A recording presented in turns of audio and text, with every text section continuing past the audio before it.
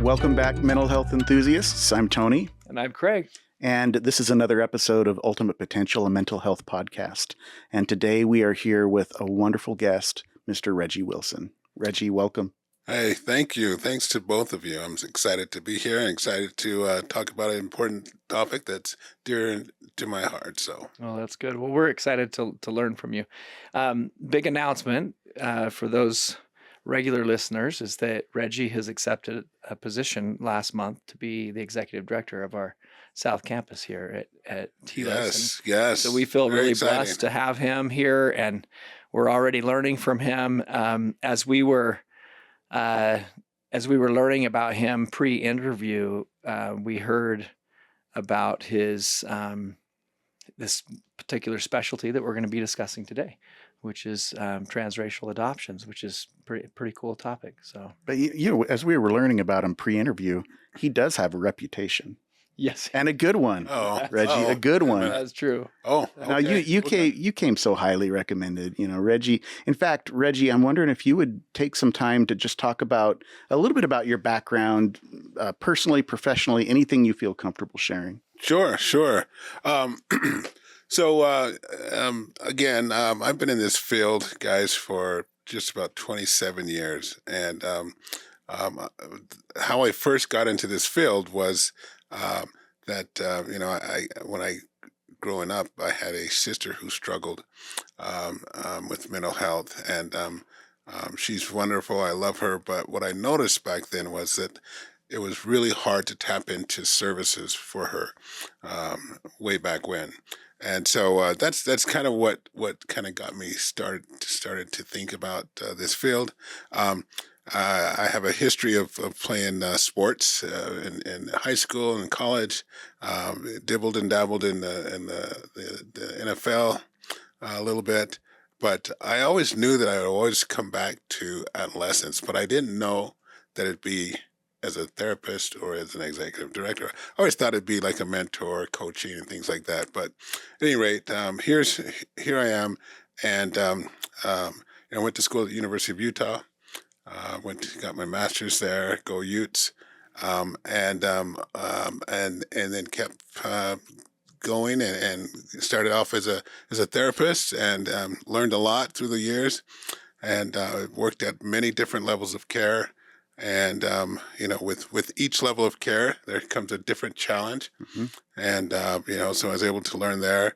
And then fast forward, after being married and raising children and things like that, I felt that private practice was something that I really wanted to get into. And so I started a private practice, and that's where I really got a really good look at some really disturbing things for me, which was this whole idea of foster care. I love the families that are in foster care and that are helping these children, but that's just how I started thinking about what more can we do to support not only the foster families but the foster children. And then as I got going, I started getting more and more transracial adoptions and just regular adoptions. Mm-hmm. And I fell in love with that topic because there's a lot that these families, bless their hearts, they go into it with all the great intentions. And there's just some things that maybe nobody has shared with them. And being a person of color, I started getting a lot of referrals. Okay. And so that's kind of how I got to this place. And since then, I've done a lot of research. Me and some other colleagues have put together a couple of presentations, some webinars, and this subject will always be dear to me. And so if there's anything that I can do to kind of help support parents and the teens that are in these families, then that's what I want to do. Anybody who's in the mental health profession who works with young people, it's no surprise. We all know that we have a lot of adopted kids that we work with, right? I would say at any given time at Telos, about a third of our clients are adopted. And in other programs I've worked in, that number has kind of stayed true, about a third, Yep. right? Yep. Yeah. And then you mentioned transracial adoption. It makes me think of this in my church congregation. There's a Caucasian family that adopted, I think, 4 or 5 African American children. And this one young man, he stood up in church one day and he talked about how he had gone on this quest to find his birth parents.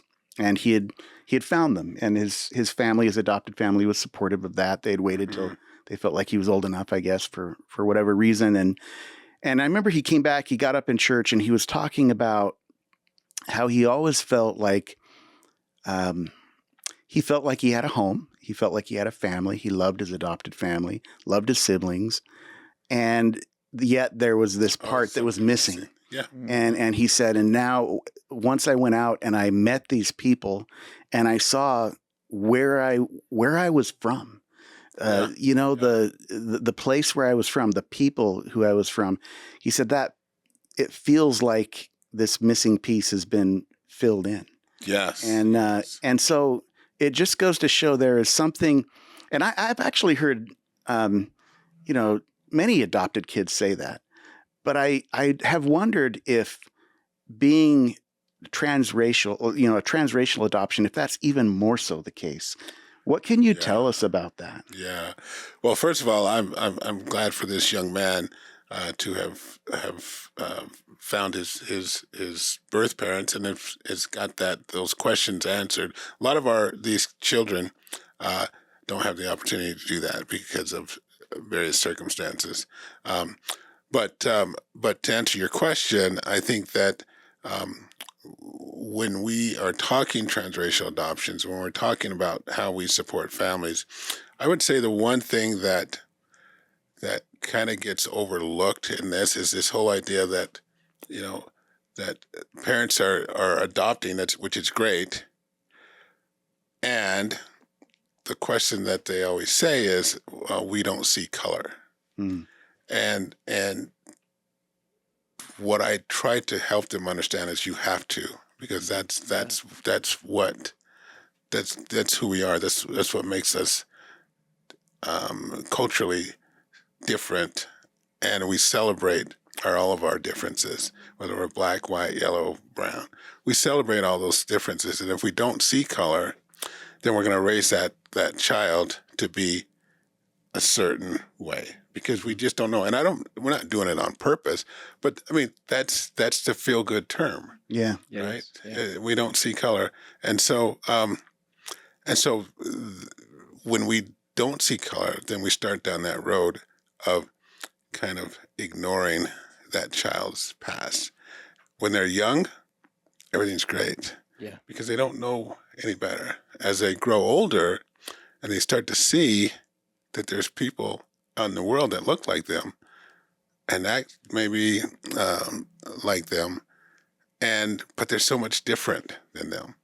And that's where the conflict within comes. Mm-hmm. I love my family, my adopted family, but I identify more with this family across the street.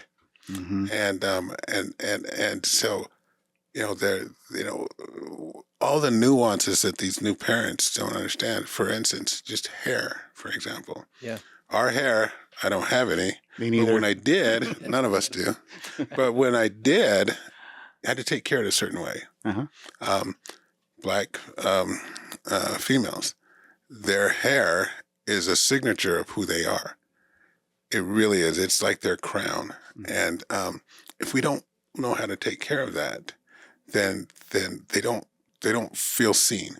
Mm-hmm. And so one of the things that I would really encourage adoptive parents to do is to educate themselves. Find mirrors for your children. Find people who look like them, who are professionals, and who are proud of who they are, and surround them with these kind of people, because that gives that child some identity. whether it's a mentor, whether it's a football coach, or whether it's a school teacher. These are the kind of people that you want in your life. And I've always said, if you're looking to adopt a child that's a different race, Mm-hmm. that child should not be the only child in your house of that race at the time. Meaning you should have people coming through. You should have had folks coming through because you want to honor your child and who they are. And so that's just a little part of educating parents, and our parents, they are wonderful, wonderful, wonderful people. Don't get me wrong. And they go into it with great intentions, and sometimes they just can't see the bigger picture because of love. They just want to love that child. And so I'm there to help support them. I know many therapists here in Utah who of color who also have an interest in transracial adoptions. They want to support them too. And so that's why we're here. That's why we're here, is to help support and help educate and then to celebrate. Yeah, we worked here at Telos with a belonging and inclusion consultant, Yep. Dr. Sonia Richardson. And I remember this was at a time, I mean, this was in, when did we really start working with her? In 2022? Probably Yeah.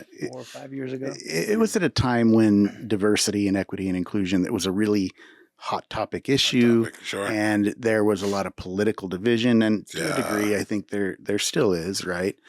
But everyone was nervous. It was like everybody had to tiptoe around the idea of diversity and inclusion. And I remember Dr. Richardson came in and she said, most people think that being politically correct is to ignore race, to ignore gender, to ignore, and as if it doesn't even exist. Yes. And when you do that, it kind of it shuts down and negates like a really important part of who a person is, right? 100%. Yeah. So we just started to learn, how do we approach these topics in a way that honors everybody, and we learned a lot along the way, didn't we, Craig? Yeah. So, but it reminds me of what you're saying, that sometimes these well-intentioned families will bring in someone of another race, and they think, well, I'm just going to raise them like a white kid. We're not going to talk about it. We're going to make it everything really fair and everything.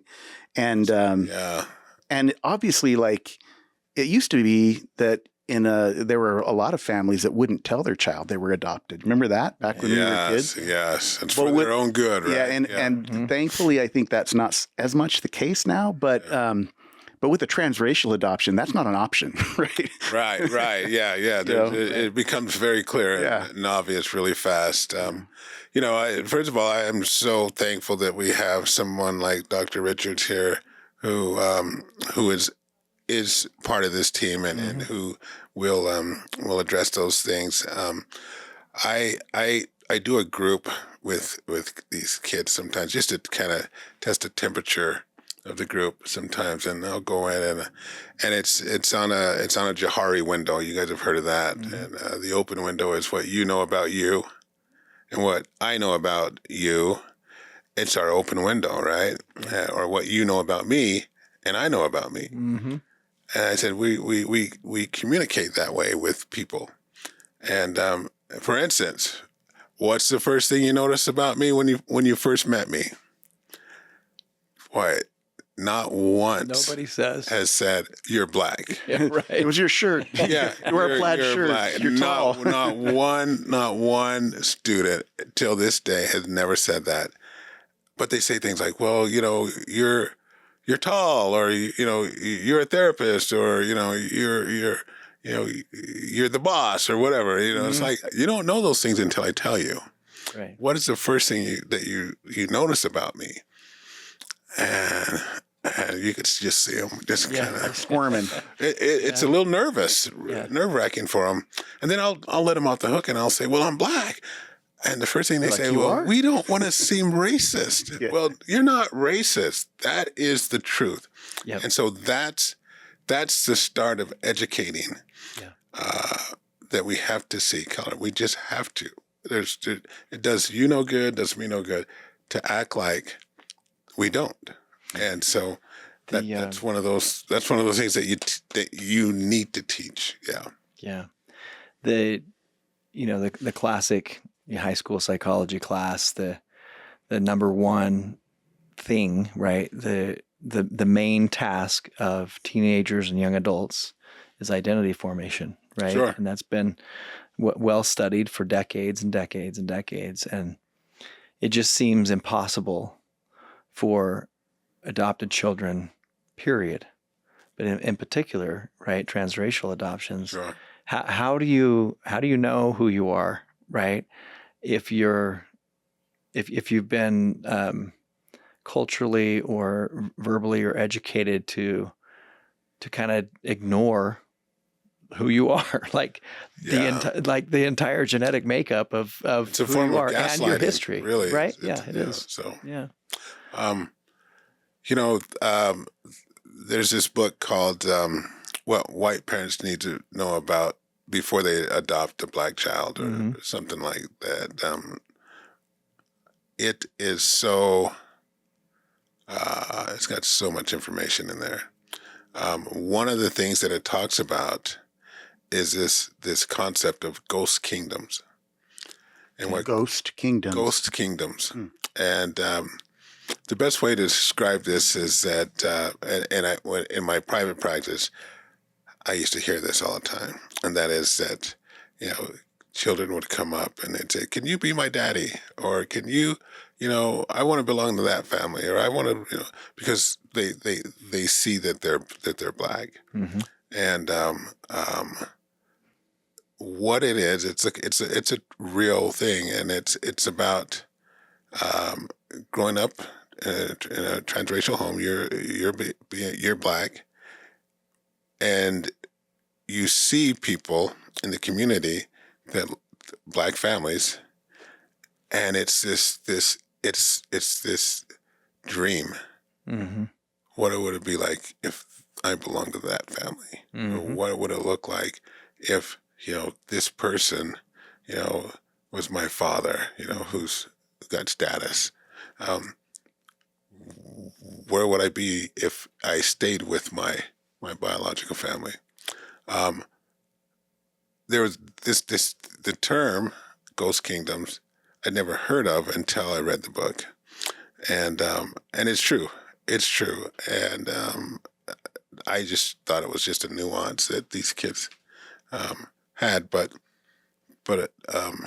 I would say 90% of the transracial adoption that I saw, at some point it was brought up, and it could be brief, or it could be like, like, I really want that other family to adopt me. So it occurs to me that there would be a lot of shame that might come along with that. So, Sure. For example, if I'm a child and I have this phenomena of, it occurs to me, this concept of ghost kingdoms, that there could be guilt and shame associated with that. So if I'm a child and I'm adopted into a transracial family, then does it mean that I'm ungrateful? Does it mean that I'm offending my adoptive parents if I have this longing and this curiosity about this ghost kingdom, this place that I kind of am from and could have been from were it not for decisions made?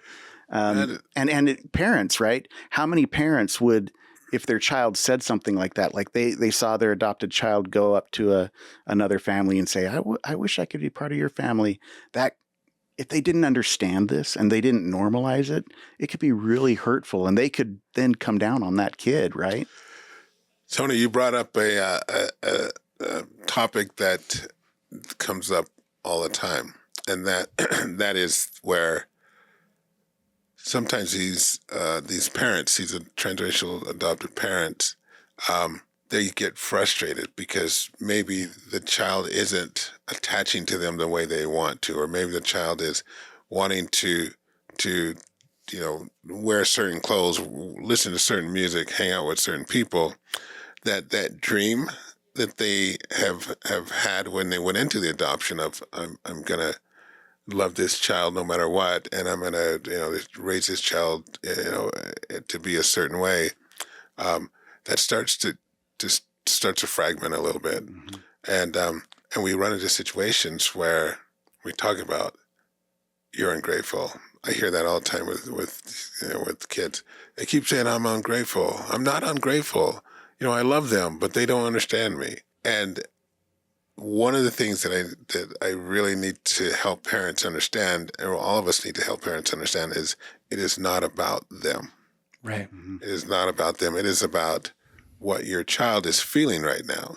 And you may not have the answers. It's okay to not have answers. I wouldn't have the answers. I mean, Right. would any of you have the answers? Right. Why didn't my parents want me? Why am I black? Why? Those are hard questions to answer. Yeah. And so it's okay to not have them.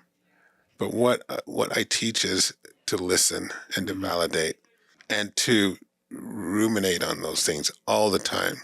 Because it's not just going to be a one conversation and it's over. Right. It's going to be...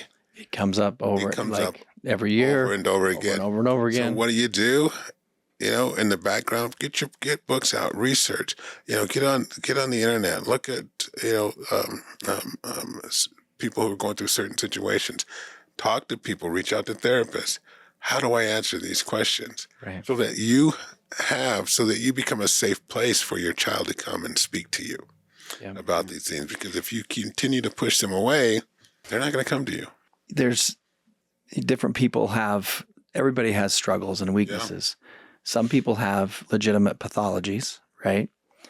But when you're a couple and you decide in your heart and in your mind before an adoption, right? Like almost all of these people are just loving and kind and whatever. And they have this ghost thing, right? They have built it up in their own minds. And so it's not wrong or abnormal for parents to be hurt or confused or frustrated about, why this kid isn't like, right. Yeah, for sure. But the education alone is so liberating, I think, at least what I've seen. And it's okay too for the families to feel that way and kind of feel it and then let it go rather than pretending that it's not there, right? Yeah, because it's real. It's very real. So, something you said, it stuck with me, and that is that you hear a lot of adoptive parents saying, you're so ungrateful, what we've done for you. And I don't know, but it doesn't sit right with me to send the message to my child that I rescued you. I rescued you from this terrible life. Yeah. To me, I don't know. It just doesn't sit right with me. To me, a better message is we needed. We had a space in our life that we needed. We needed to fill. This world wasn't enough for us without you in it, right? So you've come to us, and rather than we've saved you from this, terrible life. Yeah, you should be grateful for that. And I think that most parents understand that, but here's where it gets hard for them: is when the child keeps pushing that away. Yeah. And then it becomes frustrating, and then it comes out. Mm-hmm. It just comes out because parents are hurt. Yeah. Like, it didn't work this way, so maybe I'm going to give it right back to you. But I don't think they're trying to hurt the child. I think they're trying to connect, and they're connecting in the wrong way. So Reggie, we're talking about, healthy parents and healthy children dealing with the phenomena of transracial adoption. But we also know, because we're therapists, that there's something called attachment, and there's something called secure attachment and insecure attachment.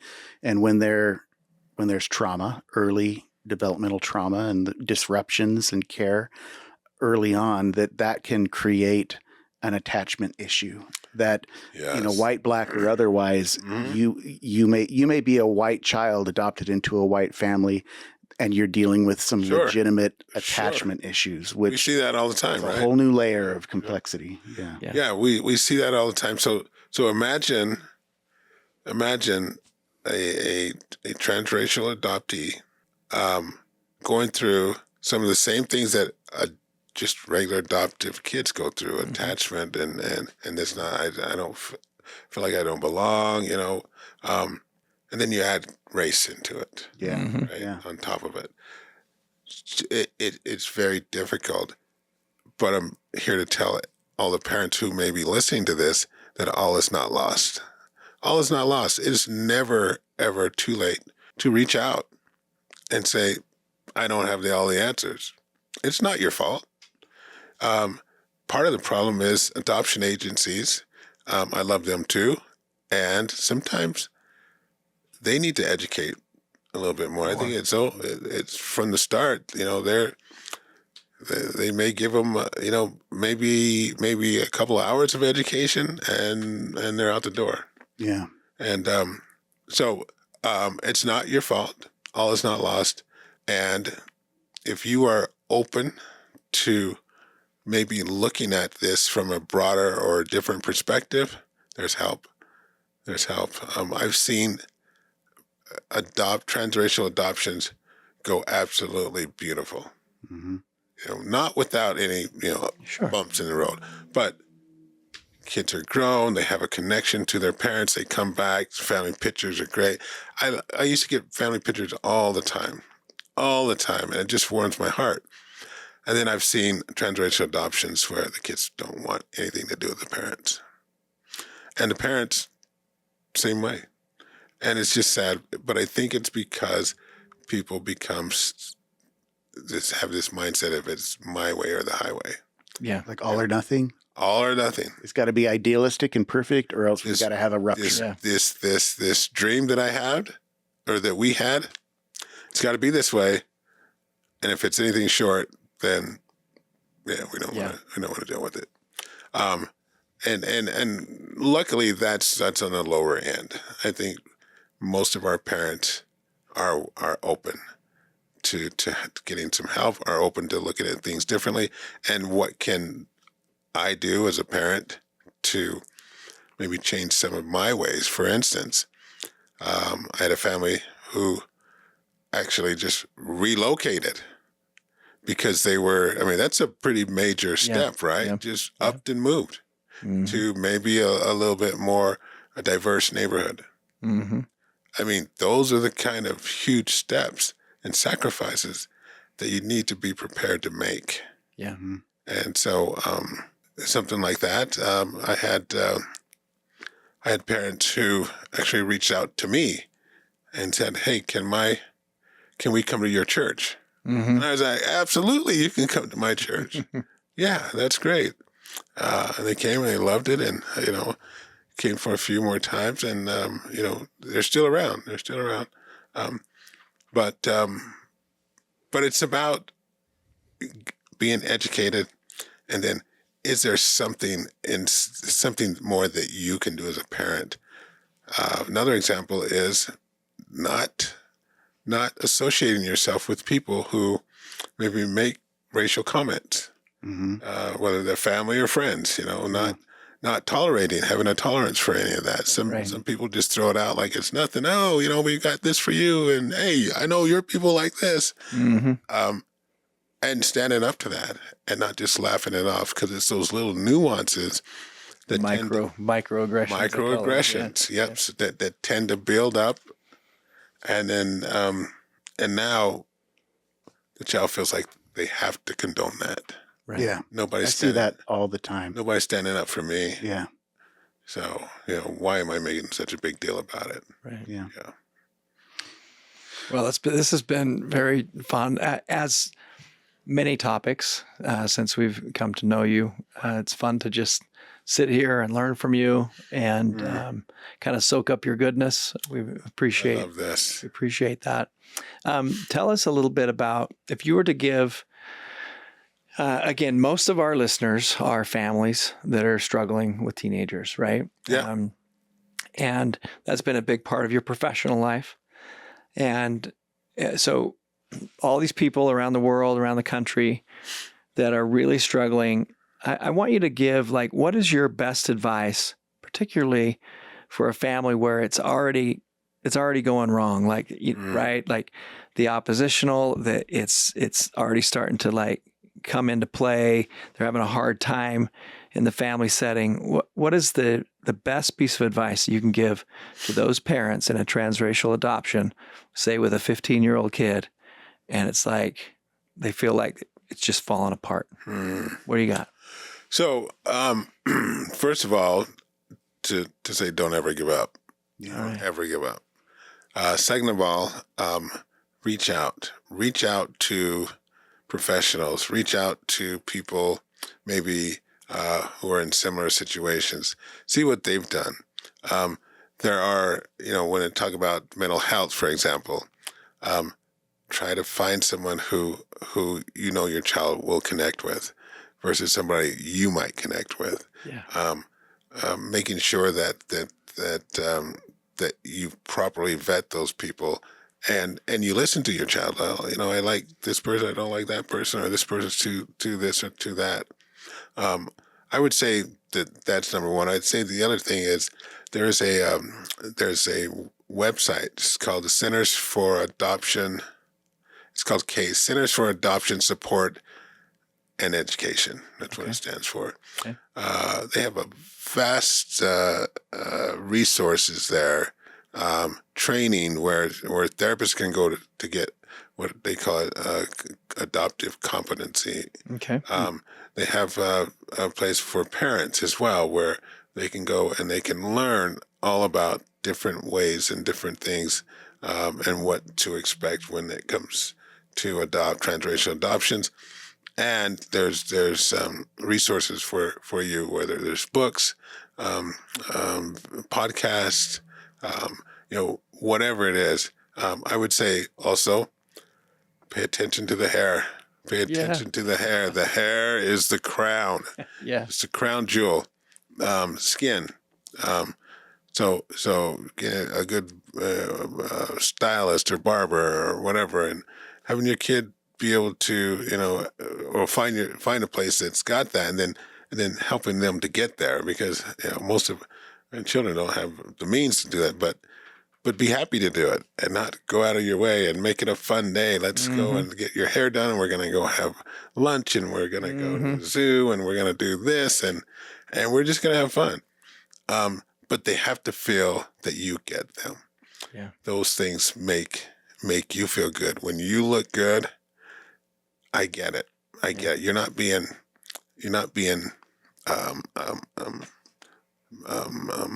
biased or big-headed. You want to be seen. Yeah. And that's it.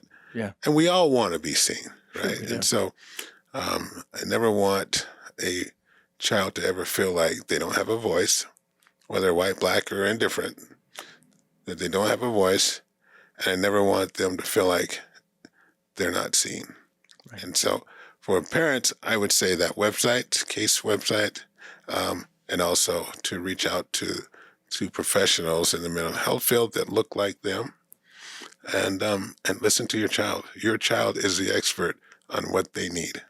There you go. We'll for sure get in our show notes, we'll get a link to the website you refer to, and maybe even a link to that book that you had referenced. Yes. Whatever white parents should know about transracial adoptions. We'll find it. We'll get a link in there in the show notes. Are there anything you would like to point our listeners to? Anything you'd like to plug or share? I would say this is that parents, if you're out there and you're thinking about adoption transracially, I applaud you, and I take my hat off to you, because you're the reason that your child is going to be is going to be seen. You are going to be that one source of contact for your child, and for that child to understand that you get it. So my hat's off to all parents who adopt, and especially those who adopt transracially. Well, thank Yeah. you. Reggie, it's been a pleasure. Thank you for sharing Thanks, your guys. heart and your expertise. This is our with first us. podcast together. Yeah, That's hopefully right. there will be many more. Hopefully, more. yeah. So, Well, that does it for another episode of Ultimate Potential, a mental health podcast. We wish you a wonderful week or month. And until next time, remember, mental health matters. Thanks for listening. Your mental health journey is so important to us. We'd love your help spreading the word so we can reach as many people as possible. Don't forget to share, like, and subscribe here on our social media or wherever you access your podcasts. Thanks.